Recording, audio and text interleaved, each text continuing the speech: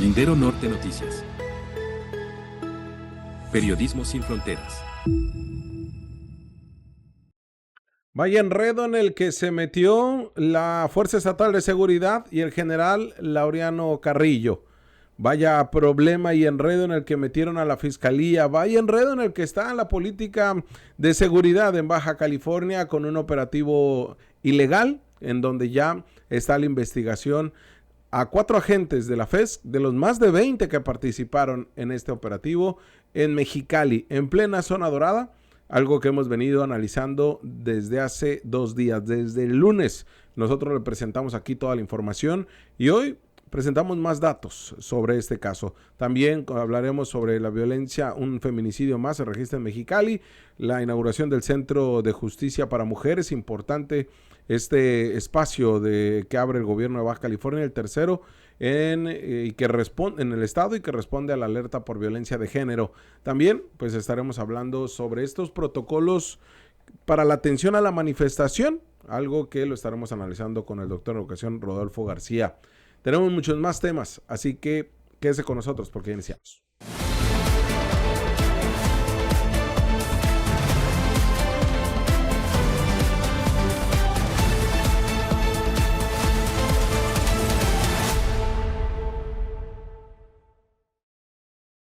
Contentos de que usted nos acompañe, de que forme parte de esta comunidad. Como todos los días le invito a que se suscriba con nosotros, a que comparta y a que comente.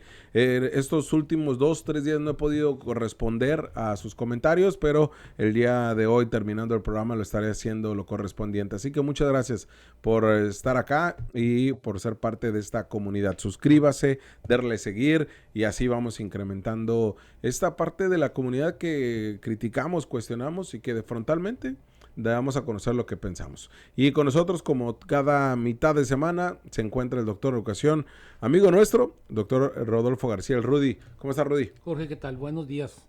Tarde, noche, lo que sea, pero con calor todo. Todo el día con calor. Lo que sí es que sin humedad, ¿no? Como en otras partes del país, que esto viene a ayudar mucho. Pues a 45 grados no sé qué tanto nos puede ayudar. Oye, Rudy, pues bueno, algo que se planteaba desde el día de ayer y que causó una alerta, incluso psicosis en parte de la población, especialmente quienes residen en zona costa, como se identifica a quienes están en la parte de la península pegada al Pacífico, y tiene que ver con el tsunami que se avisoraba y que iba a impactar a las costas, desde Los Ángeles, San Diego, toda esta parte de California y por supuesto la parte nuestra de la península.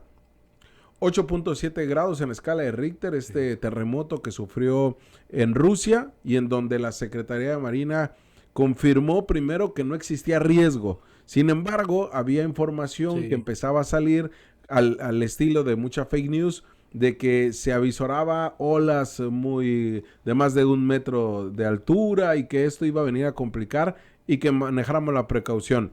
Inmediatamente intervino el gobierno del estado, el gobierno municipal de Ensenada, que hizo su labor, y bueno, al final del día se descarta todo tipo de peligro o riesgo. Mira, seguí esto y lo que sí vi los videos fue en el área de Japón, ¿eh? Sí. En Japón sí llegó fuerte, sí. Pero sin saber de cuestiones marítimas o del mar. He estado viendo que con alarma pues, pero yo veo la distancia que hay de donde se generó el terremoto y luego de donde se generó, por esa consecuencia del tsunami, pues como que sí alcanza a perder fuerza, Jorge. Sí. Si empieza a bajar. Entonces hay que tener mucho cuidado en la parte alarmista, hay que ser cuidadoso, pero no en eso, en las exageraciones, porque ya me di cuenta que en estas cosas de del Facebook y el YouTube, cualquier persona puede meterte y decir, viene una ola de 8 metros, de 10 metros. No, en esto hay que ser atentos, estar atentos a la información oficial. Sí, por ejemplo, como esta que emitió el gobierno municipal de Ensenada el día de ayer y que compartíamos en nuestras redes sociales, de que no existía una situación de peligro para la zona costera de Baja California, porque apenas ayer en la noche se informaba de que el Centro de Alerta de Tsunamis daba cuenta de ligeras variaciones en el nivel del mar menores de 20 centímetros. Y además, las condiciones de cómo llegan las olas a Ensenada, a playas de Tijuana, a Rosarito son distintas.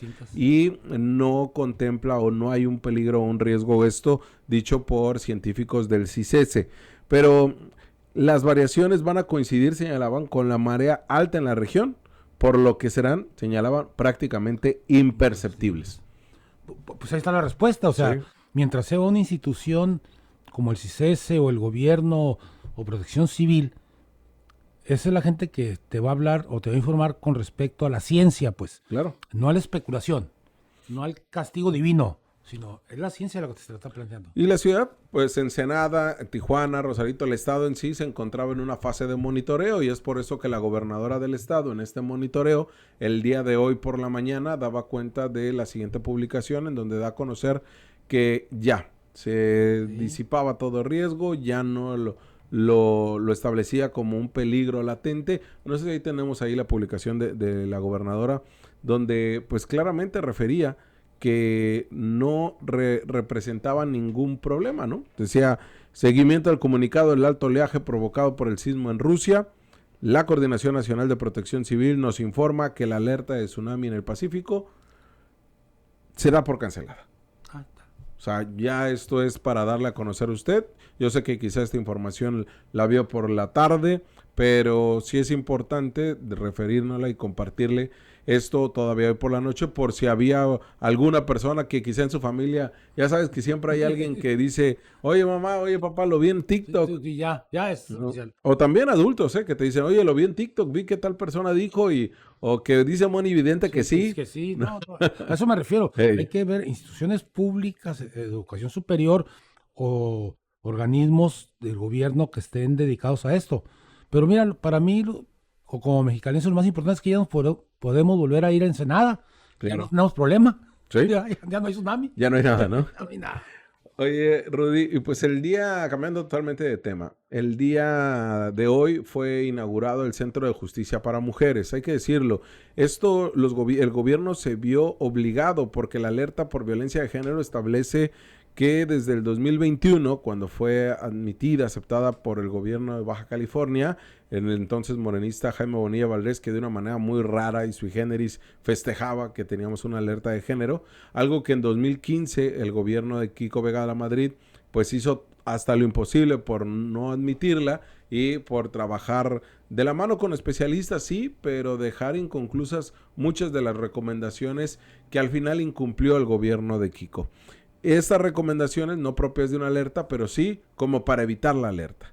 Una de estas tiene que ver con el Centro de Justicia para Mujeres, que es donde mujeres pueden recibir no solamente apoyo psicológico, sino apoyo jurídico también, sino una atención donde el día de hoy se señalaba que tienen un costo, por ejemplo, lo que representa para una mujer atenderse, dar esa atención con talleres, con todo esto, por encima de los 120,000 pesos. Entonces, acá son gratuitos. La primera que se hizo fue en Tijuana, el cual también fue una simulación que hizo Kiko Vega y con Bonilla también, pero le dieron un poco de forma. Después otro en San Quintín y ahora por fin Mexicali, Rudy, después de 2 años que no lo habían podido concretar, primero por el terreno, luego por la falta de recursos y luego por un tema político que no se entendían entre el ayuntamiento y la gobernadora. Vaya, hasta el día de hoy ya lo podemos tener. Pues mira, más vale tarde que nunca, pero eso no es justificación. Sí, ¿no? A mí cuando plantean este tipo de cosas o este tipo de decisiones, que para mí superficialmente está muy bien, lo preocupante para mí es qué pasa en la sociedad mexicalense, por el caso donde yo vivo, donde que el gobierno tiene que tomar este tipo de decisiones para poder contrarrestar el machismo, Jorge. Sí. Para poder contrarrestar la agresión hacia las mujeres, el abandono hacia las mujeres, los golpes hacia las mujeres. Fíjate, por eso digo que la parte superficial, bueno, de alguna manera tienes que ayudar a resolverlo, pero ¿cómo golpear al centro? Al centro quiere decir desmembrar esta concepción, esta idea de superioridad machista. Eso es lo que me preocupa a mí como docente, o sea, ¿cómo hacerle para cambiar esa mentalidad o esa concepción de superioridad, porque no es otra cosa, o de complejo, donde debemos de vernos como el otro, pues. Sí. Es la autoridad. Entonces, ¿cómo hacerle? Qué bueno que lo puedes ayudar a resolver aquí arriba. El asunto es que, bueno, iba a decir que la Secretaría de Educación lo pudiera hacer, pero no. Mejor ahí lo dejo, porque sé que no los vas a saber hacer. Entonces, tenemos que formar a los sujetos desde la casa y desde la escuela. Que ahí tenemos la fotografía, lo que el día de hoy ya inicia operaciones, este centro de justicia, el cual está ubicado a espaldas o a un costado, como usted lo quiera ver, de la clínica 28 de el IMSS, esto en la colonia Calafia, fraccionamiento Calafia, ahí donde está el INIFE.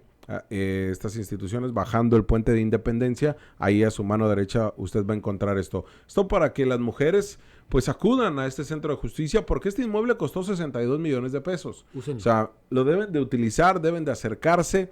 Hay talleres de todo tipo, hay atención psicológica, hay atención jurídica también. El día de hoy, Magdalena Bautista, que es la titular de estos SEJUM, pues bueno, dio este acercamiento hacia la gobernadora, cómo se encuentran las instalaciones nuevas, y en donde, pues decíamos, en Tijuana y en San Quintín han operado pues ya de una manera muy buena, muy positiva, incluso dotando de todas estas herramientas a mujeres que son víctimas de violencia, con el empoderamiento que debe de haber en todos sus rubros, pero principalmente incluso hasta en el económico, ¿no? Con estos talleres que se van haciendo. A ver, si una persona no es autosuficiente económicamente, está muy cercano a la esclavitud del hogar o a la esclavitud de la pareja, Uh-huh. Cuidado con eso. Si no le facilitas el camino para que sea autosuficiente la persona, por más cursos que le des para que se reconozca como persona, sus derechos, tendrá que tener la capacidad de sobrevivir en términos económicos, y eso se hace trabajando. Incluso si una mujer acude y bueno, ya dice, yo atención psicológica no quiero, yo, tampoco jurídica, lo que necesito es la inmediatez, que me canalicen a algún lugar, ahí le van a poder ayudar para asignarle un refugio temporal, o también la aplicación de una medida de protección. Entonces sí es fundamental, y de verdad utilícenlo, acérquense. Es importante la ubicación, porque ahí pasan camiones.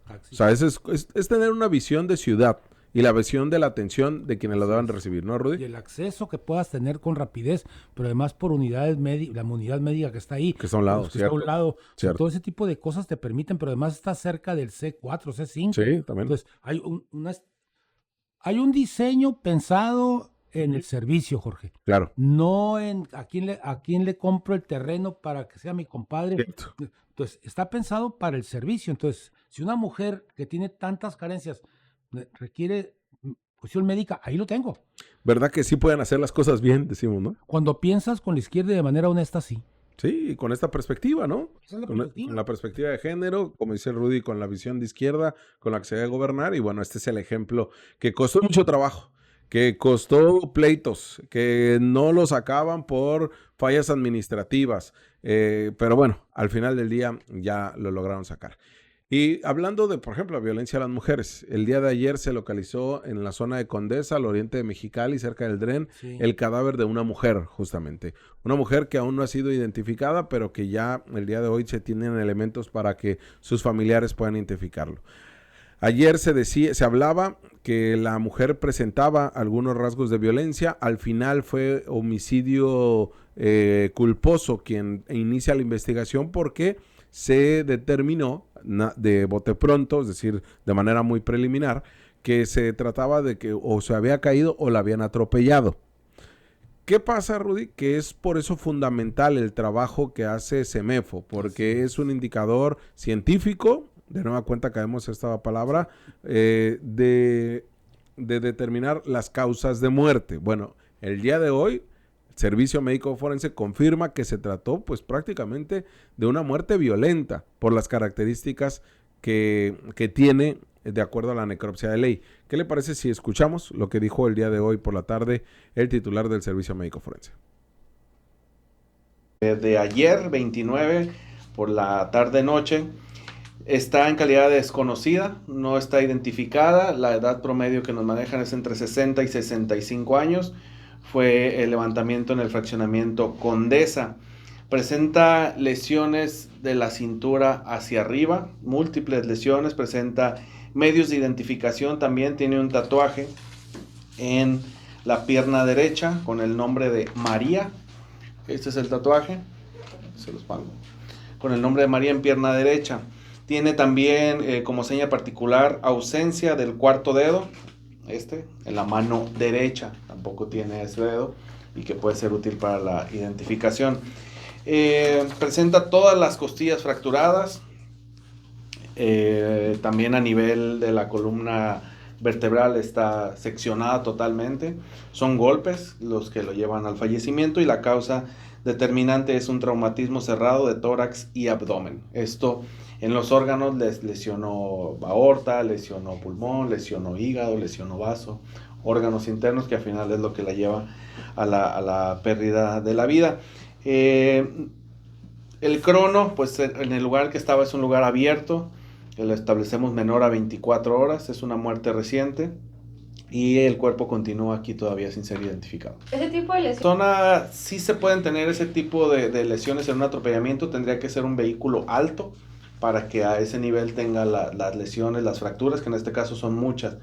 Lo que nos llama la atención, y ya no podemos establecer eso, es porque de la cintura para abajo no trae ninguna lesión.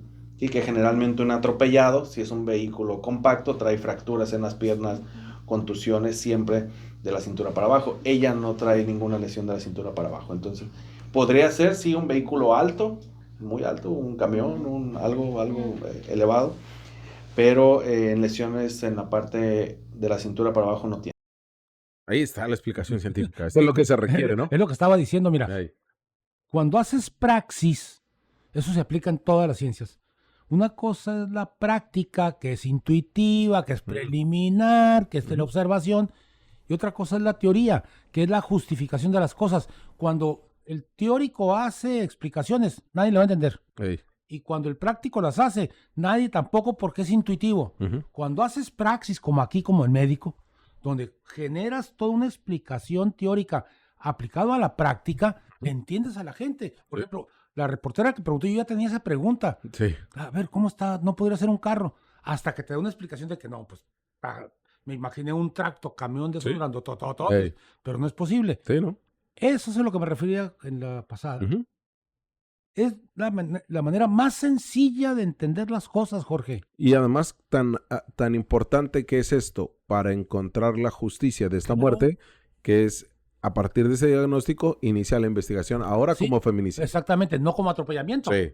Entonces, pero fíjate nada más, en la práctica dirías, no, pues lo atropellaron. Y que esperemos que no haga trampa la fiscalía de decir, y trampa lo está como eufemismo, de decir, ¿sabes qué? Pues lo seguimos investigando como homicidio culposo, no, este es doloso y tendrá que hacerse por el protocolo, ojo, por estos defensores de la ultraderecha, por protocolo, porque así lo marca la ley, el Código Penal, el artículo 129, toda muerte de mujer que sea considerada con posibilidad de violencia, tiene que ser investigada como feminicidio. Si sobre la marcha se determina que no cumple con una de las 7 causales, ya se investiga solamente como un homicidio, un asesinato.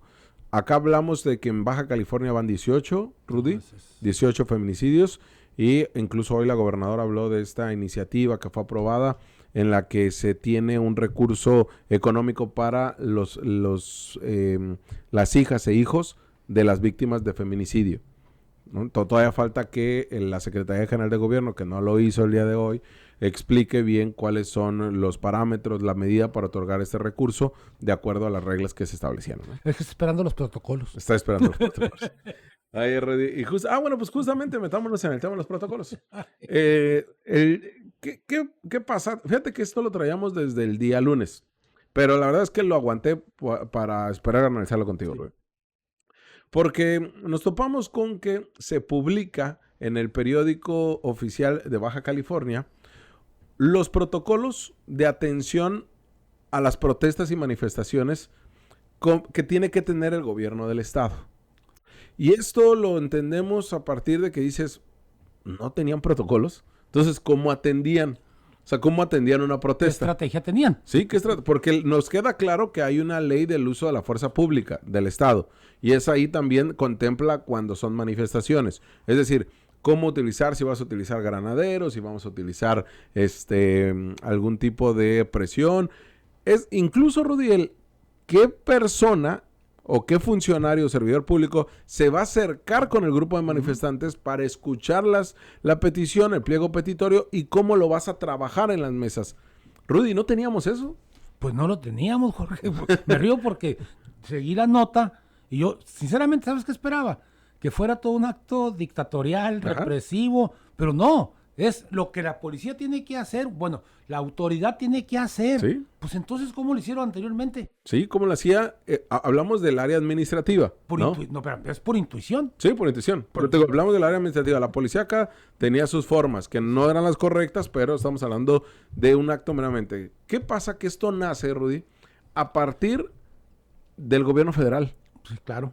O sea, a partir de que Claudio Sheinbaum Pardo dice, a ver, pues no estamos llegando a nada con las protestas. O sea, las protestas se hacen todo, pero no estamos llegando a nada con el gobierno de cómo responde. No, porque se diluye. ¿Cómo le da seguimiento a una protesta? Porque se diluye, o sea, termina la protesta y se va. O la minimizaba, ¿no, Rudy? Decías, no, esto es político, Sí, ni los atiendan, ¿no? No, pero además se diluye porque no hay el cordón umbilical para llegar a establecer el problema y las posibles soluciones, Jorge. Y el protocolo tiene que decirte, a ver, hay una manifestación de lo que tú quieras contra la luz. Bueno, el gerente de zona de la Comisión Federal o el subgerente, el que sea, se apersonará con el comité o el representante, llegarán a un acuerdo para reunirse y cuáles son el tema o los temas puntuales. Sí, es más, vamos a tapiar el edificio, no lo vamos a tapiar, quién va a reunirse con ellos, de qué manera vamos a tener las mesas de trabajo de seguimiento, qué consideramos como violencia. Así es. O sea, hay muchos casos que no lo estaban contemplando y que están nadando así. Fue importante una fake news que se publicó, Rudy, de manera muy dolosa incluso. Entiendo ahí que forma parte ahí de un equipo jurídico de Coparmex y le respeto mucho al abogado. La verdad es un excelente trabajo, pero en el análisis político le falló. Y es algo ahí sí donde uno dice zapatero a sus zapatos. Pero, ¿qué pasa, Rudy? Porque hablaban de que el protestante, el manifestante tenía que decirle al gobierno y no tenía razón de ser. Entonces, cuando uno lo lee, dices, oye, es que no dice nada de lo que está señalando esa columna. Y que se publicó en un medio de comunicación de manera dolosa, ¿eh? Pero, bueno, ¿qué pasa? Que sí tiene algunas fallas, sí tiene algunos hierros y sí se tuvo que trabajar de manera distinta. Pero primero, si quieres, escuchamos, es el otro funcionario, Carlos, al secretario general de gobierno, Alfredo Álvarez, que justamente el día de hoy hablaba sobre este protocolo. ¿Qué pasa, Rudy? Que pues bueno, al final nunca se nos explicó. No. Una, no teníamos ese protocolo o cómo estaban actuando. Y la otra, si hicieron mesas de trabajo entre ellos. O si esto es producto de mesas de trabajo, porque si nada más fue un área administrativa, va a pasar exactamente lo mismo que los protocolos escolares. Exactamente. ¿No? Mientras no consultes a quienes son las personas directamente involucradas, no le vas a entender. Veamos qué fue lo que dijo Alfredo Álvarez el día de hoy en la mañanera de la gobernadora Marina del Pilar sobre estos protocolos y ahorita nos metemos de lleno a lo que dice. Lo más importante de todo es que la única vinculación o la única obligación que tiene ese decreto está dirigida a los funcionarios públicos. Los funcionarios públicos del gobierno del Estado que nos encargamos de atender los temas relacionados con manifestaciones, somos los obligados a seguir ese protocolo. ¿Por qué estamos obligados a seguir ese protocolo? Es algo que ya hacemos desde que inició la administración de Marina, o sea, tampoco es, digamos, no inventamos el hilo negro. El protocolo está alineado a una política nacional que impulsó la Presidenta de la República desde el primer día que tomó posesión, en el sentido de no reprimir las manifestaciones, de permitir la libertad de expresión en todas sus formas y de garantizar que esa manifestación de la voluntad de las personas públicas sea pacífica. Ese es el segundo rasgo importante. El tercero es que establece una serie de medidas a las que estamos obligados para como decía hace rato la gobernadora, establecer mesas de trabajo y de diálogo con quienes se manifiestan y buscar la solución de las causas. La gobernadora siempre ha sostenido que atrás de una manifestación, generalmente en el 90% o más de los casos, hay una causa, y que independientemente de la corriente política de la manifestación, nosotros estamos obligados a atender esa causa. Eso es lo que dice el protocolo. No hay ninguna obligación para los manifestantes de ningún tipo, ni de que tengan que avisar, ni de que tengan que ir a una solicitud, ni de que tengan que hacer otro tipo de requisitos que no hagan ya, que es presentarse directamente y manifestar su voluntad. Yo sí quisiera en este acto refrendar la política de la gobernadora, que desde el primer de su mandato nos instruyó para que cuidáramos al extremo las manifestaciones, la libertad de expresión, la posibilidad incluso de la movilización, a veces incluso afectando a terceros. Ahí es, ¿por qué lo dejamos así tan largo y pareciera que no dice nada el secretario? Pero era importante ver que esta es la postura del gobierno del Estado. En efecto, cuando haces un protocolo para actuación de la general de gobierno y de los servidores públicos, pues no tiene ninguna repercusión o no tiene ningún ordenamiento hacia, no repercusión, sí, pero ordenamiento hacia la población. O sea, es interno. Así es como ellos van a actuar. Y ahí tenemos la publicación en el periódico oficial del Estado, que le digo, cuando empezamos a analizar y a leer cada uno de los puntos, hay temas ahí que sí nos saltan. Pero eso fue lo que se publicó la semana pasada y que generó mucha molestia a partir de una columna que no estaba bien documentada y que además está escrita de manera dolosa. Tendenciosa, Jorge. Sí. Yo leí la columna. Sí. Entonces, pero bueno, ya partiendo de que eso no es verdad, metámonos a lo que sí es. Por ejemplo, que de acuerdo, que contempla la normatividad estatal desde la Constitución local a la federal, por supuesto, la ley orgánica del Estado, los protocolos de actuación policíaca y el reglamento del servicio profesional de carrera. Ahí ponemos, si quieres, vamos poniendo las diapositivas, Carlos, porque este es el documento, esto es lo que contempla el documento.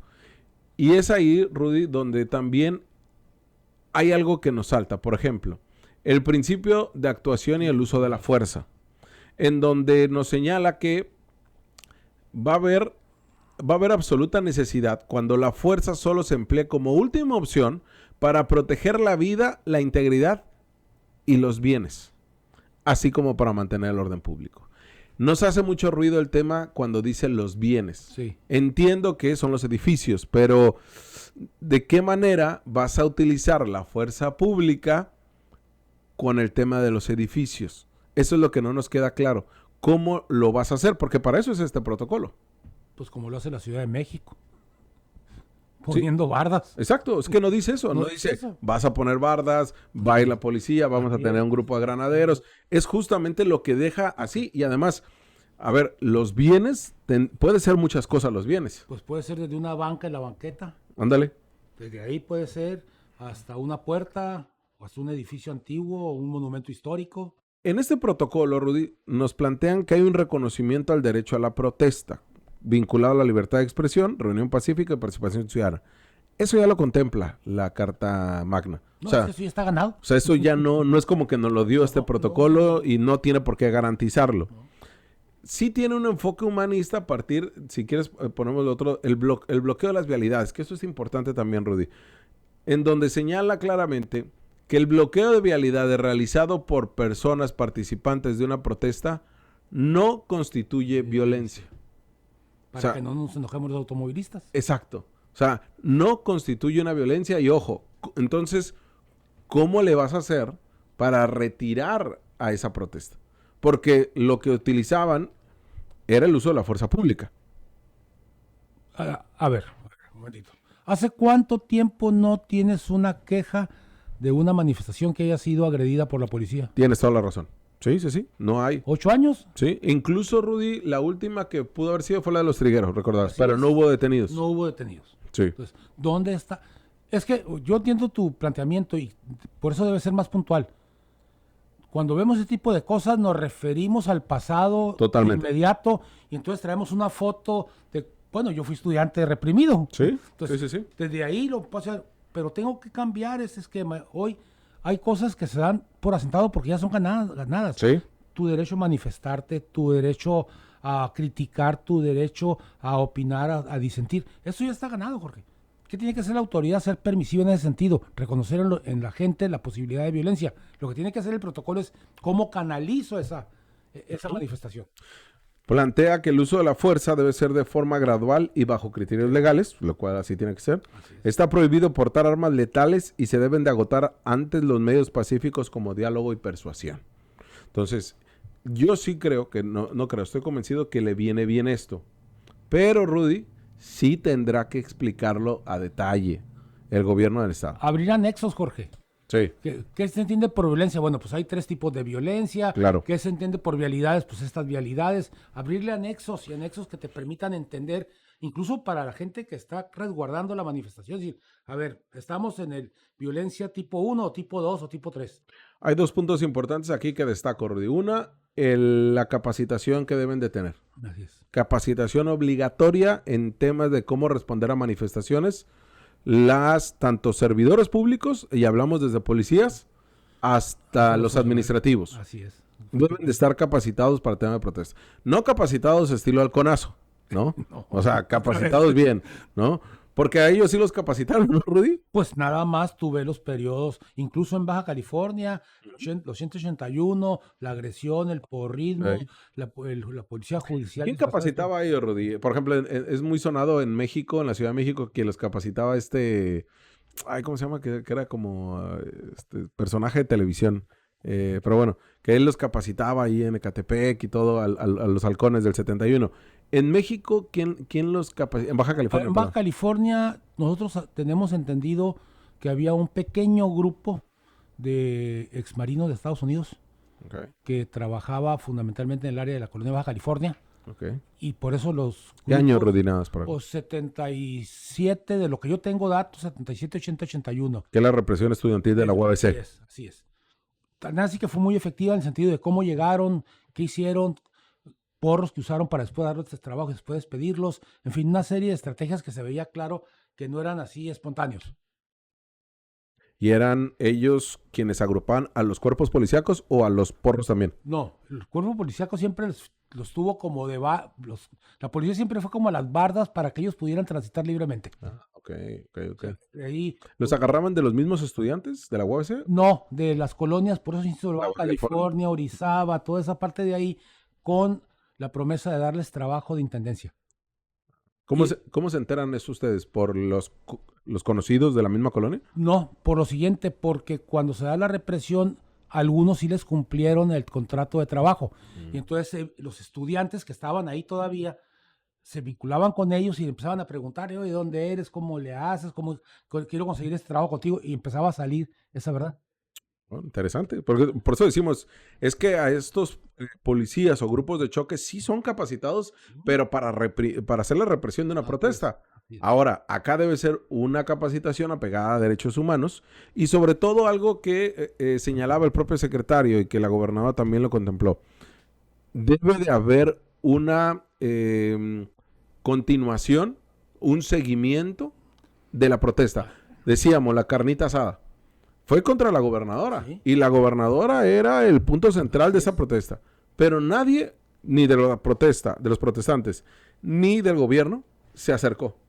Por eso decíamos, esto fue una catarsis nada más. Nada más. O sea, no hubo alguien que se asumiera y me decían, no, es que ese no era el punto. Bueno, el fin sí era generar un cambio. Tuvo que haber salido también alguien de gobierno del estado y decirles, a ver, señores, vamos armando una mesa de diálogo. Vamos a platicarlo. Sí. Insisto otra vez, por eso se diluye. Si no hay una conexión para responder a la demanda, y no estoy hablando de que todo se resuelva a favor, que se atienda, vaya, se diluye y esa inconformidad sigue creciendo abajo, Jorge. Sí. ¿Por qué? Porque no fueron atendidas las demandas. Después de cada protesta, lo que establece este protocolo, debe de hacerse un informe final con recomendaciones para ajustar y mejorar la actuación del gobierno. No solamente de qué es lo que quisieron que lo hicieron. A ver, ¿cómo debemos mejorar nuestro acercamiento? Esto corresponde a una línea marcada por Claudio Sheinbaum Pardo desde el gobierno federal para atender a las protestas. ¿no? Y hay que entenderlo así, porque aquí nos podemos haber sentado y decir, sí, gobierno represor, tirano, y hay que hacer, y quizá tuviéramos más seguidores, pero aquí el punto es, pues, la veracidad con los documentos de lo que realmente indica este protocolo. Perdóname, es que Sí, adelante. yo puedo entender, obviamente no soy periodista, pero puedo entender que haya gente que escriba en los periódicos o en los medios y hable para ganarse simpatías, aunque diga mentiras, Jorge. Sí. Creyendo que la demás gente no va a leer o no va a analizar. El asunto aquí en este programa no es así conmigo. Sí, ¿no? Eso estoy convencido, pues. Sí. Si no estoy aquí. Sí, pero lo digo Claro. sin arrogancia. No, Simplemente no me prestaría a un juego de mentiras. Entonces, lo que estoy diciendo es, ¿por qué lo plantea Claudio? Mira, vamos a desnudar esta cosa. ¿Por qué lo plantea Claudio Sheinbaum? Porque fue manifestante. Y como manifestante nunca recibimos la atención, cuando menos, no la cortesía, la atención de la educación, es decir, a ver, ¿por qué están protestando? ¿En qué tienen razón y en qué no? Nunca.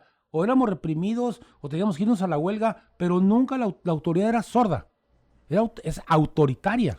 Y ahora ya con este protocolo, ya podemos decirle a la autoridad, ey, no estás cumpliendo el protocolo. Así es. El protocolo marca que tú me tienes que atender. Así es, pero además tienes que sentarte conmigo pasado mañana, el día que tú quieras, y escuchar mis demandas y ver qué posibilidades tenemos de arreglo.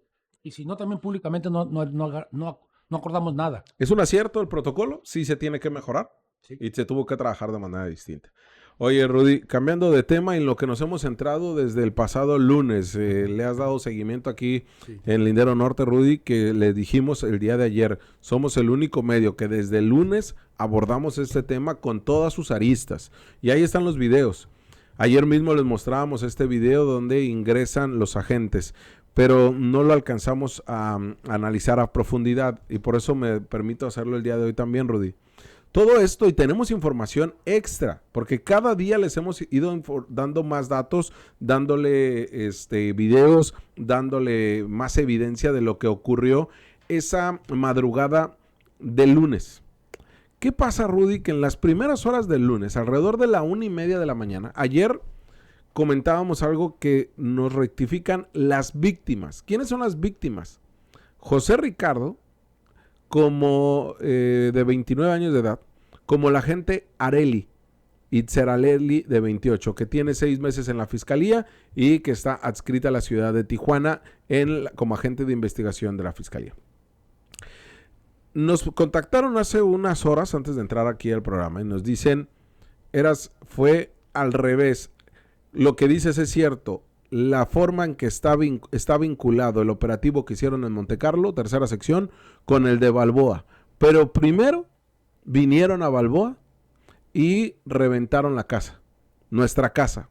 Nuestra casa, dijo, como lo dijiste en el programa, no está asegurada, no tiene a nadie vigilándonos, no tiene nada. Hicieron un operativo ilegal en presencia, me comentaron, de mi hija de 4 años de edad, donde les decía que no nos golpearan, en donde me pedían, de acuerdo a lo que nos presentaron un documento, nos pedían que forzosamente les diéramos las armas de cargo de mi esposa, es decir, de Areli, de la gente. Me encerraron en el cuarto de lavar, me pusieron la bolsa de plástico, me golpearon, nos bajaron 200,000 pesos y todos los elementos que ya explicábamos. Después de ahí se van hacia Montecarlo y en Montecarlo es donde revienta la casa y encuentran esta droga que el día de ayer informaba la fiscalía. Ese es el primer elemento y así se los pongo de la historia según las víctimas que presentaron la denuncia, que hay una investigación. Pero vaya escándalo por este operativo ilegal, Rudy, en plena zona dorada, que si esto hubiera ocurrido, Rudy, en el Valle de Mexicali, hubiera ocurrido como ha ocurrido en la Colonia Voluntad, en la Baja California, en Ángeles de Puebla, quizá no hubiera generado tanto ruido. Y quizá inmediatamente ahí criminalizamos a toda la colonia. Pero como ocurrió en 2 fraccionamientos exclusivos, que son de los que más población tienen, sí, pues ha terminado por también escandalizar a quienes viven al interior de estos fraccionamientos, porque la autoridad, ni la Fiscalía, ni la Secretaría de Seguridad Pública han dado una explicación sobre lo que ocurrió. Ni lo van a dar, Jorge, no lo van a dar porque es entre ellos. Sí.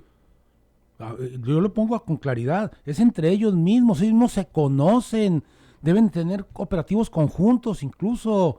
El asunto aquí es cómo le aplicas a un compañero de trabajo las técnicas prohibidas que tienes para aplicarle al resto. Es un primer elemento, eso que te ponen la bolsa, te piden el dinero. no es más que un acto gangsteril, Jorge.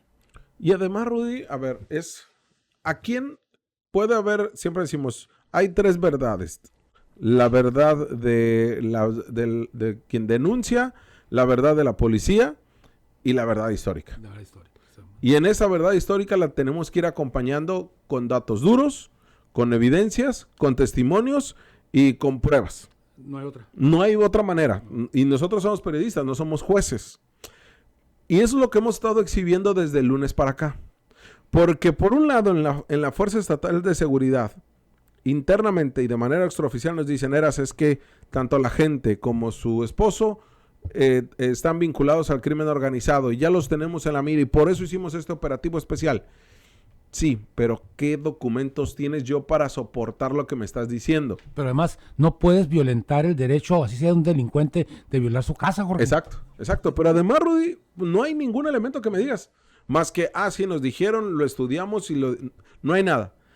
¿Qué nos están presentando las víctimas? Nos están diciendo el testimonio, la falta de dinero, y además están dejando en evidencia con pruebas, con datos y fotos lo que sucedió. Pero además, Rudy, si le podemos agregar algo más a lo que hizo de manera ilegal la FES, que fueron unidades, 14 unidades que llegaron de Ensenada, de Tijuana y de Mexicali para reventar a la 1:30 de la mañana, primero en Balboa y después en Montecarlo. Y cuando el video de vigilancia nos muestra lo que vemos en pantalla, a ver si lo podemos poner, mi querido Carlos, porque esto también nos dice, además de la prepotencia, la ilegalidad que incurren, porque ahí vemos al guardia de vigilancia, de seguridad privada, pues tomando los datos, lo que tiene que hacer. ¿Quiénes ingresaron?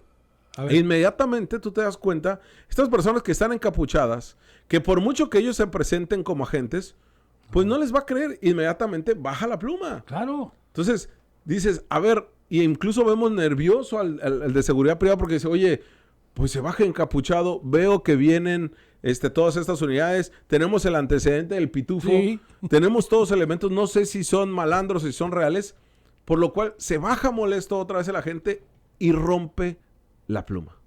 A ver, ¿qué le puedes pedir a este tipo de gente que viene a hacer un acto ilícito? Pues hacer otro acto ilícito. Y un elemento más. Qué bueno que el muchacho de la seguridad privada no aparece, ¿eh? Sí. Porque cualquiera de esos le da un golpe o lo desaparece. Sí. Ve nada más la actitud agresiva. Y ve cómo siguen llegando. Pero además, Rudy, que si hubiera puesto el propio seguridad privada, y además ahí a quién le avisas. No, ¿a quién le vas a avisar? ¿A la policía? Ellos... Entonces vemos la cantidad, dice el secretario de Seguridad Pública que fueron 14 unidades y una termina por cerrar ahí junto con una policía municipal que se quedan afuera y todavía llegan a regañar y a querer cerrar la caseta de vigilancia. Es que es la arrogancia, la prepotencia de la impunidad, de que pueden hacer lo que quieran. Jorge, yo le propongo al secretario que todas esas unidades, con toda esa gente, se vaya al Valle de Mexicali a ver el asunto de los rusos. Sí, allá está, ¿no? Allá está el asunto, ¿no? Allá están. Sí, vuelve a poner, si crees, Isaac, por favor, nada más para que se vuelva a ver así como lo dejaste. Que se vea cómo llegan, se molestan, no puede levantar la pluma, dice el de seguridad privada, espérate, yo te la voy a levantar. ¿Sí? Ingresa la primera unidad. Cuando van todos los demás, pues lo que tienes que hacer, porque está automatizada, tienes que ponerle un código para que se quede arriba la pluma. O sea, esto no es como de estacionamiento, no, pues. No. O sea, este es un fraccionamiento. ¿Y qué terminan por hacer, Rudy? Lo que ya vemos ahorita, rompen la pluma e ingresan estas unidades. Esto, de verdad, no hay cómo defenderlo. Y después viene algo peor, que lo que hemos venido señalando. Y si quieres poner otra vez ¿puedes poner el otro video, Carlos, por favor? Porque ahí ya ingresaron todas las unidades. Y ahí vemos, ahí está con velocidad el video, pues porque están a la espera. O sea, el de seguridad privada no sabe ni qué hacer. No, pues ¿cómo vas a ver, Jorge? Ahí son la 1:30 de la mañana, cerca de las 2, y ahí vemos la manera en la que cerró una policía el fraccionamiento y no dejaba entrar ni salir absolutamente nadie, que sí, eso es lo que marca el operativo. Pero estas imágenes que en exclusiva las ponemos, nos da cuenta de todas las cámaras como se encontraban operando en ese momento. Y en lo que las particularidades no se sabía qué es lo que estaba ocurriendo. Nadie sabía qué estaba pasando. Y en la casa, pues llegaron y como ya dijimos, lo que narraban las víctimas, pues no terminaron por encontrar nada. No encontraron, dicen ellos, ni droga, no encontraron nada más que dinero y que fue lo que terminaron denunciando que les robaron. Después ya se van a Monte Carlo. Pero escuchemos un primer video de lo que dice el secretario de Seguridad Ciudadana, Laureano Carrillo, que el día de hoy le preguntamos en la mañanera, la gobernadora, nos tuvimos la palabra y la gobernadora, después de 6 mañaneras, nos dieron la palabra, 6 mañaneras en Mexicali, y la gobernadora dice, ¿saben qué? Esta es parte de una investigación, se va a quedar al final Laureano Carrillo y la fiscal Mariana Andrade. Nada más salió el general Laureano Carrillo, no salió la fiscal. Y eso que es uno de sus elementos. Pues sí. Uno de sus agentes tendría que haber dado la cara. Pero esto fue, en una parte de la declaración, le vamos a mostrar 3 clips, pero este es el primero, de que así lo justifica el secretario de Seguridad de Baja California.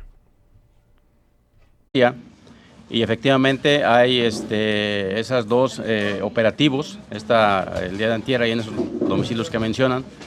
En uno de los domicilios sí se localizaron algunas dosis de droga y un arma de fuego. En el segundo domicilio, donde se hace el ingreso a esta área de condominios, se hace el ingreso, no sabemos todavía cómo fue la manera de que se ingresó al domicilio, específicamente al domicilio, porque eso todavía no tenemos la evidencia. Efectivamente hay una persona ahí, una femenina, que se identifica como agente activa de la Agencia Estatal de Investigación.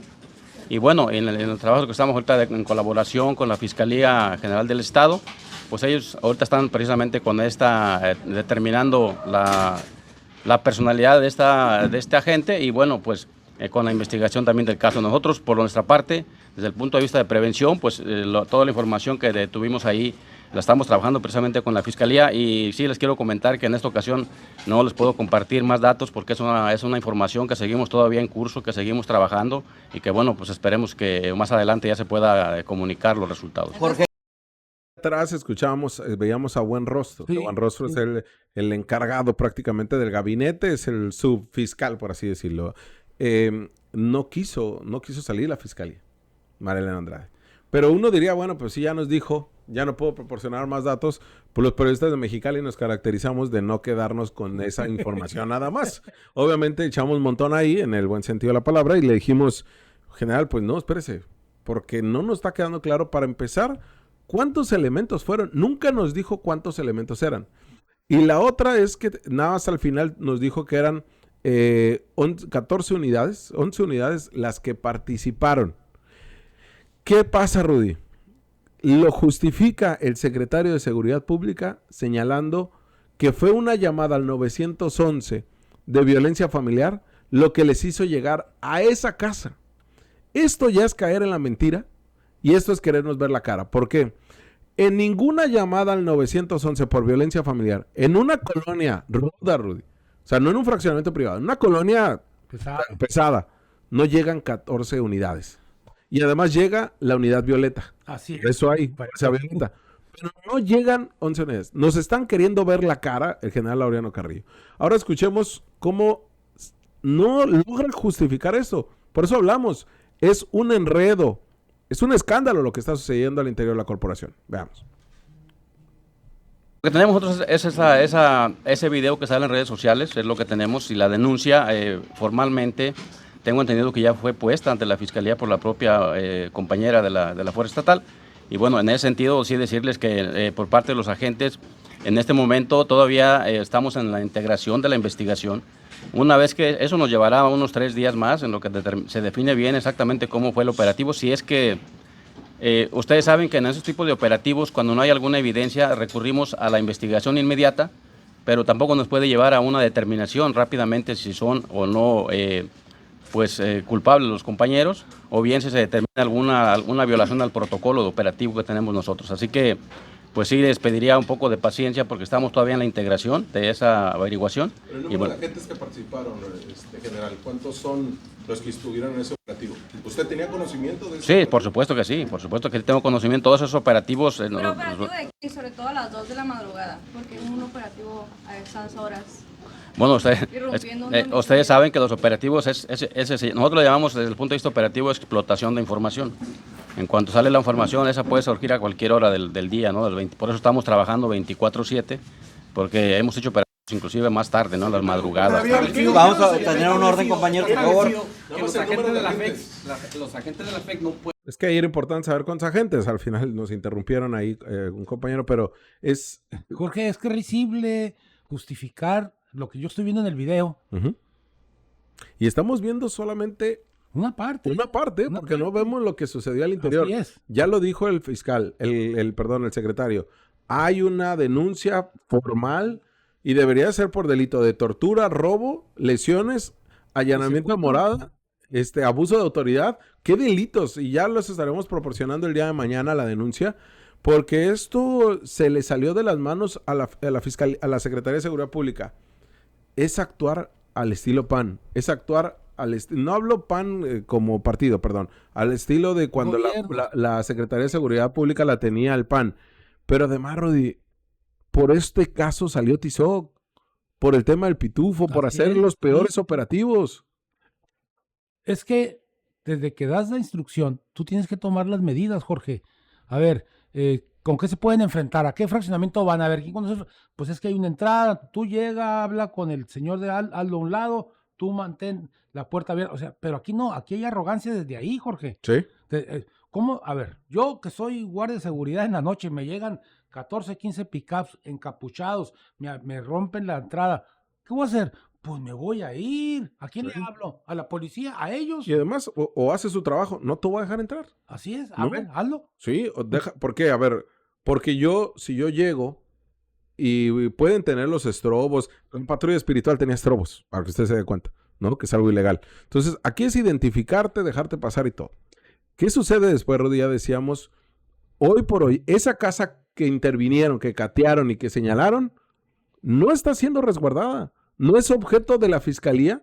Y sí, de la otra casa a la que fueron en Monte Carlo, que ayer le pasábamos las imágenes, que sí se encuentra como parte de un cateo de narcomenudeo. Que ahorita les voy a poner la fotografía. Pero escuchemos por último con qué cerró el secretario de Seguridad Pública esta intervención el día de hoy. De los casos que tenemos ahorita en investigación, también lo comentamos, casi 106 casos que tenemos, es decir, todos los hemos investigado. Hemos ya tomado acciones más contundentes en contra de los que han resultado responsables. También la propia Fiscalía también tiene abiertas carpetas en contra de agentes también de la Fuerza Estatal. Y obviamente es un procedimiento que no está dentro de los protocolos. O sea, en ninguna forma se está permitiendo, se está diciendo, se está autorizando el ingreso a domicilios sin una orden de cateo. Eso les queda bien que claro, es lo que estamos haciendo nosotros hoy en día. Y en este caso, efectivamente, si hay ese señalamiento, bueno, nosotros estamos colaborando con la Fiscalía. O sea, no estamos protegiendo a nadie, ni vamos a solapar ningún tipo de actividades que tenga que ver con actos de indisciplina dentro de la institución. ¿Qué le reportaron los agentes cuando entraron a Balboa, general? ¿Qué le reportaron? O sea, ¿cuáles fueron los resultados? No te lo puedo comentar eso no te lo puedo comentar. No te lo puedo comentar. O sea, no sabemos qué le reportaron los agentes. O sea, ¿investigación de qué, Rudy? Si no nos quieren decir por quién iban, qué iban a hacer y todo. Pero sí nos informan, y ahí tenemos ahorita, le vamos a poner la fotografía, sí nos informan del aseguramiento de 6 kilos de droga, Rudy. No, pero además no ahí, pues. ¿No? En Monte Carlo. En Monte Carlo, o sea, de donde no agarran nada, no pueden decir nada, pues porque no tienen nada, Jorge. Ahí tenemos la fotografía. Y justo, esto todavía convierte en algo más irrisorio. Todavía más en una burla, porque de acuerdo a lo que señala el día de ayer en un boletín, la Secretaría de Seguridad Pública ya hasta embarran a la defensa que en el exclusivo fraccionamiento Monte Carlo, tercera sección, encontraron, no dice a qué horas, ni dice cuándo, pero sabemos que fue el lunes en la madrugada, que fue alrededor de las 3:30 de la mañana. Señala que en la avenida Girolata, esquina con calle Besaní, encontraron un carro estacionado en esa casa, que en el carro cuando lo revisan tenía placas de Anapromex y se encontraron maravillosamente esa droga que usted ve en pantalla, que son 6 kilos de marihuana, 2 kilos de 460 gramos de metanfetamina y 580 gramos de heroína. O sea, ni el kilo, ¿no? ¿Qué pasa? Pues que ya se inició la investigación y El día de hoy confirma el secretario de Seguridad que tienen relación este operativo que se hizo los 2 días. Algo que nosotros les dijimos desde el día lunes. Pero lo encontraron en un Ford Taurus modelo 2013 con placas Anapromex. Es increíble. Así se encuentra la casa todavía. Esa primero, la de Balboa, así está. Y además la fiscalía les dijo, les vamos a dar vigilancia, para que no vuelvan a llegar malandrines como los de la FESC a quererles reventar. Así se encuentra. No está asegurada después de haber hecho un operativo y después donde supone encontraron droga. Donde supone que habían hecho y detenido y hecho toda una labor. Al final no está asegurada. No, pues porque no tienen nada, Jorge. Exactamente. Sencillo. Y ahora, la otra casa de Monte Carlo, donde encuentran afuera. Afuera, Pues sí tienen asegurada la casa. Y la encontraron en la calle, en la vía pública, Pero no pueden asegurar la calle. Entonces, es algo de esta manera, de esta magnitud, que no han podido justificar la autoridad. A ver, perdóname. ¿Y si el dueño de esa casa dice, ese carro vinieron y me lo abandonaron antier? Sí. Y ojo, que nos comentan que hubo un operativo en Monte Carlo, en tercera sección también, hace unas 2 semanas, y que guarda relación con esto también. Es decir, si ya tenían avisorada a la gente estatal, lo dijimos ayer, ¿por qué no le haces un examen de control y confianza? De entrada. Si tú ya tienes identificado a esta persona, pareja sentimental de la gente, Itzel, y la tienes identificada como una persona vinculada al narco, al crimen organizado, ¿por qué no le giras una orden de aprehensión? Mira, es que es muy fácil detenerlo. ¿Sí? Cítalo a su trabajo. Exacto. O el seguimiento que le puedes dar en la calle. Te digo, pero simplemente no te quieres arriesgar a mucho. Deja que venga y cumpla su turno y que entregue, no sé, la unidad o que venga, lo que tú quieras y lo detienes. Y ahora veremos si sí realmente reportaron el dinero, Rudy.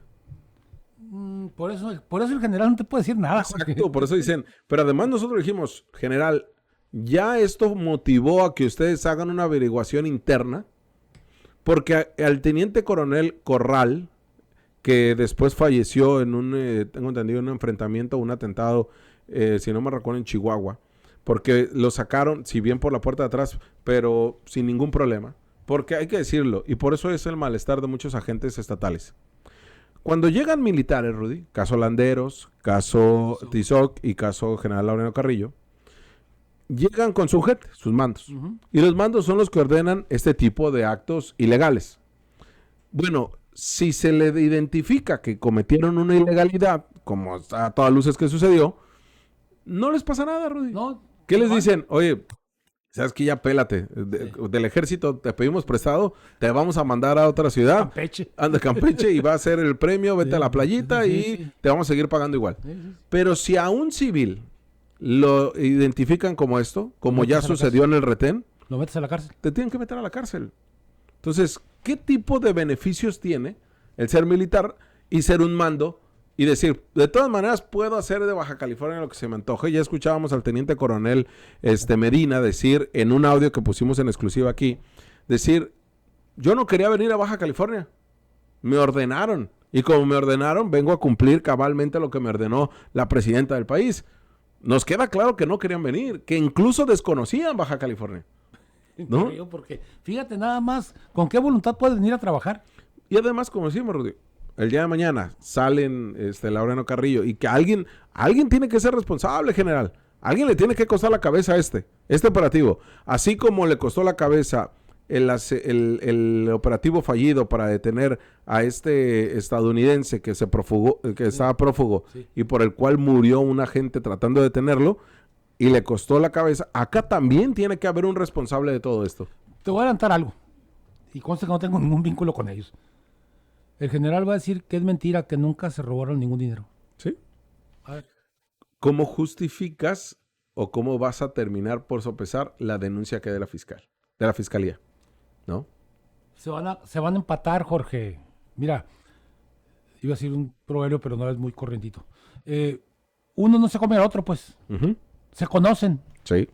Hoy veíamos a la fiscal y al secretario platicando después de la mañanera en un momento donde no lo pudieron platicar antes, Rudy.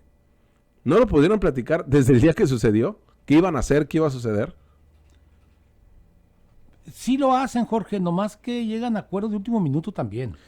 Dice, pero salgo yo, sales tú, no salgas tú, salgo yo le entro, dejamos que pase, después hace una conferencia dentro de 5 días. Eso es lo que hacen. Y además la gobernadora fue hábil de decir, no, a ver, espérame, esta es bronca de estos dos. Sí. Esta es bronca de estos dos, ahorita que ellos le respondan. Porque anteriormente la gobernadora salía y decía y todo. Acá dijo, no, a ver, ellos tienen que... Cosa que nosotros criticamos mucho, recuerdo en varios programas, que asuma su responsabilidad cada funcionario. Exacto. Y este es el momento, y aquí nada más fue el secretario de Seguridad, la fiscal, pues dijo, yo no me voy, porque tendría que decirnos los avances de esa investigación. Por primera vez no hace una conferencia de prensa previo a la mañanera. Pues mira, que no se preocupe. Ustedes, los periodistas, se la van a agarrar mañana o pasado y le van a preguntar, no hay problema. Rudy, para cerrar, aunque sé que ya nos extendimos, pero el tema rápidamente, porque sé que es un tema que te tengo que aceptar, algo que hemos venido debatiendo desde hace yo creo que como 4 años, Rudy, en Televisa, porque yo era de los que decía, recordarás, que el presidente Andrés Manuel López Obrador no se tenía que meter a los temas del partido, de Morena. Y yo decía, Claudia Sheinbaum no se tiene que meter en los temas del partido. Tiene que dejar al partido porque son dos entes totalmente distintos, aunque seas emanado de ese partido y aunque ya no figures como presidente o como miembro, si bien activo, pero no, ya es más como... No funciona. Ya no tienes el funcionamiento al interior.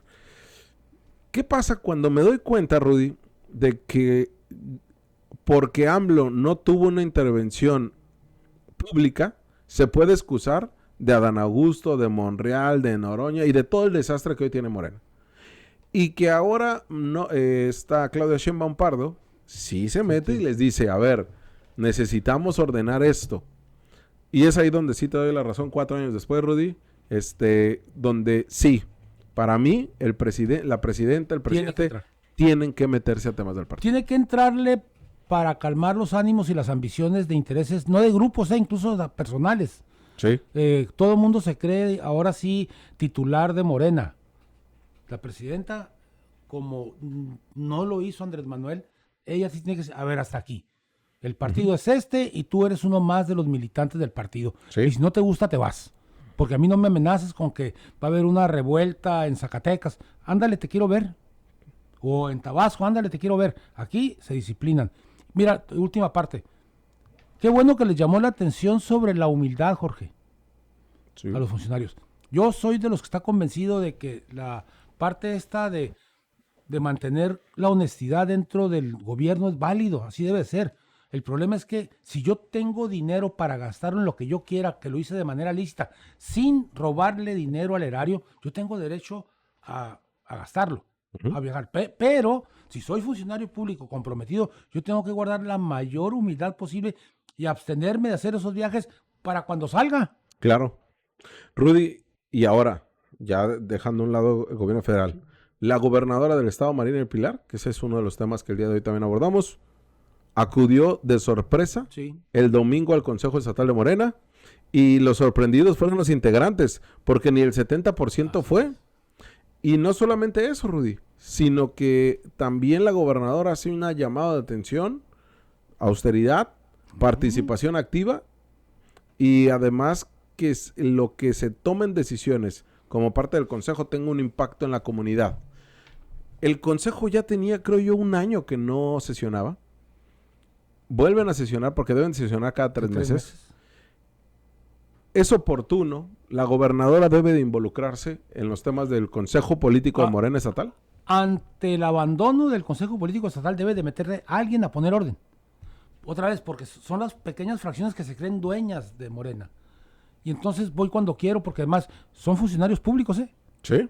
Entonces, claro, yo tengo mi trabajo, a mí me vale el partido, yo ya me voy. Entonces, el asunto aquí es que cuando muchos de nosotros, no militantes de Morena, ponemos al proyecto por enfrente de las personas, vemos el mundo diferente. Claro. El órgano que le da vida o organicidad al partido es el Consejo Político Estatal. Ahí es donde debe ser la mayor efervescencia posible. Pues no, ellos lo ven al revés. Ven primero a ellos, entonces, ¿a qué voy? De todas maneras ya soy secretario de Bienestar, de todas maneras ya soy diputado federal, de todas maneras ya soy regidor. Pues esa es la diferencia. Yo te lo insisto ya para último, sé que nos pasamos, es que Morena todavía no está en el gobierno. está el Movimiento de Regeneración Nacional. Cuando entren las y los morenistas, con su cultura, van a irse al Consejo Político. Es más, van a buscar primero el Consejo Político Estatal, porque es donde se hace política. Sí. Ahí tenemos fotografías de lo que se vivió en ese consejo, Rudy. Estuvieron las alcaldes y alcaldesas. Hay que decirlo, Marina del Pilar no forma parte del Consejo Estatal. No. Como gobernador, al igual que todos los gobernadores y gobernadoras emanados de Morena, inmediatamente son parte del Consejo Nacional. Así es. Recientemente estuvo la reunión del Consejo Nacional, en donde no participó Julieta Ramírez, por ejemplo, que tanto pelearon ser. Así es. Y en el estatal tampoco. Y al igual Netza Jauregui tampoco estuvo presente. Eso es a lo que me refiero cuando te digo que llegan al puesto y dices, ¿ya para qué quiero el partido? Y estuvo Ismael Burgueño, estuvo en diputados locales, Araceli Geraldo, estuvieron Rocío Adame, estuvieron las diputadas Alejandra Ang, César Castro, quien es el presidente del consejo, estuvieron Armando Duarte, estuvo la diputada Michelle Sánchez, diputada Evelyn Sánchez también, Sandra Cardera también, la regidora de Morena, muy participativa en Tijuana, Carla Pedrí. Bueno, vimos diferentes grupos políticos, pero los que son marinistas y los que tienen el peso realmente y que se sienten candidatos en 2027 sí. No fueron. Insisto, ¿quién está ahí? Fíjate nada más los orígenes. Uh-huh. Las jóvenes y los jóvenes que están ahí no tienen ningún vínculo con el PRI y con el PAN. ¿Sí? Tienen una concepción de partido.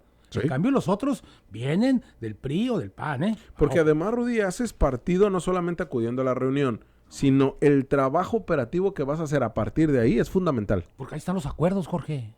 Rudy, también hablando del tema, la gobernadora entonces tiene que tomar las riendas del partido. Si no lo quieres de manera formal, no, pero sí decir, a ver, pásenme la lista de quiénes son los que asisten y cuáles son los acuerdos. A ver, fulano, ¿qué pasó? ¿No fuiste? Sí. Pero además, si eres funcionario de este gobierno, pato, tienes que cumplir con el Congreso, con el partido. Claro. Y ahí, pues, vemos el claro ejemplo de lo que tiene que pasar. Rudy, Morena Nacional, Consejo Morena, como el Consejo Estatal, ¿deben de dejar de reunirse en hoteles fifí? Deben de dejar de reunirse. Para eso están las locales, para eso están las instalaciones de los partidos, Jorge. Uh-huh. Pues, miren, si Morena no tiene un edificio muy grande, pues renten uno enseguida y úsenlo. Sí, porque para eso son las prerrogativas, ¿no? Pues para eso, ¿qué tontería es no poder edificar con el dinero público para el partido? Sí. Sí, al contrario, pues con esto, en vez de rentarle, mira, compramos o arrendamos aquí, hacemos un salón para las reuniones. Y ahí pónganle aire acondicionado. Y está el partido. Sí, para eso es el partido. Y es ahí donde el Consejo Político, tanto nacional como estatal, terminan siendo incongruentes. Pues, ¿no? Porque no debe de hacerlo. Porque hasta el PAN hace en su partido, ¿eh? MC hace ahí en su partido. Pues sí, no me va a salir Morena que es muy grandote. No. Pues si es grandote, pongan una sala grandota. Pues sí. Pues bueno, ahí está el tema de Morena. Veremos cómo termina por reaccionar y si les terminó por jalar las orejas a la gobernadora. Gracias, Rudy, por estar acá. No, gracias a ti, nos vemos. Nos vemos mañana, ya sabe, 8 de la noche. Usted está informado, pero tiene la última palabra. ¿Qué tal? Mi nombre es Ulises Morán Toro, supervisor de alumbrado público. Estamos realizando el cambio de las luminarias sobre la avenida Mosaico, de la avenida Rosa del Desierto a Río San Ángel. Vamos a cambiar alrededor de 28 luminarias de vapor de sodio a tipo LED. Además, estamos trabajando alrededor de esta zona, reparando las luminarias que están afectadas para que los habitantes de esta comunidad tengan una zona más segura. Mi nombre es Ulises Morán Toro, supervisor de alumbrado público, y seguimos trabajando para que Mexicali brille.